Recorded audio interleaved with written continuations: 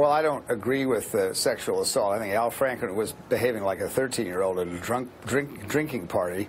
But I don't think what he did was sexual assault. I think it was incredibly stupid, frat boy, embarrassing, demeaning to women. And I don't think, I mean, I think the Senate will decide for itself whether he should resign. I think he was right to call for an ethics investigation of himself. I think what Roy Moore has been accused of doing is sexual assault. Now, here's the interesting thing about this. Alabama is a state that's changed fairly significantly in the last 20 years. Most people up north don't know that. They have much better jobs than they did, a lot of the car manufacturers.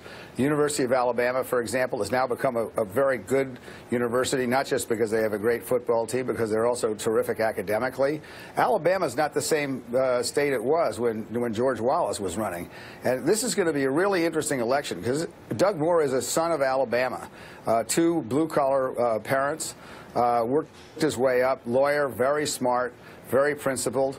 This is one of those cases where I think a lot of Republicans who are moderate, thoughtful people in Alabama, and there are a lot more than us Yankees believe, are going to do the right thing and turn the page on Alabama's supposed image of a backward blah, blah, blah, and all that stuff. I think this is a great election.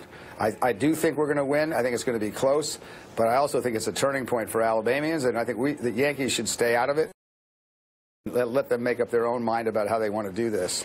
Can I ask you, Howard, if you think the reaction to Al Franken versus that of Roy Moore should be different, because Al Franken has admitted to wrongdoing. Roy Moore has not, despite the preponderance of women who are coming out more and more. And Hugh saying that he believes the corroboration of the story, rather, of Lee Corfman in the Washington Post. Is there a difference? Should there be a different perception or the way you deal with someone who says, I am guilty, this was bad, versus someone who says, well, I didn't do it? I think there's some of that. I'd agree with that. But I also think it's the nature of the offense. What Al Franken did is not the same as groping minors. I mean, what he did was stupid, and he said so.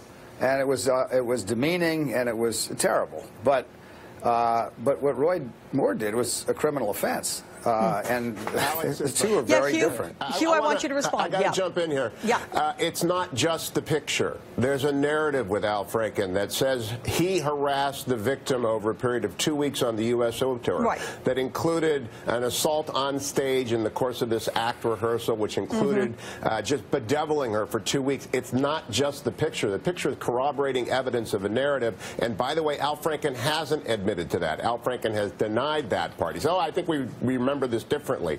I just think one standard about proof. They're very different situations. Every situation is, but one standard, preponderance of the evidence about the allegation, ought to apply, and I think it convicts both Al Franken and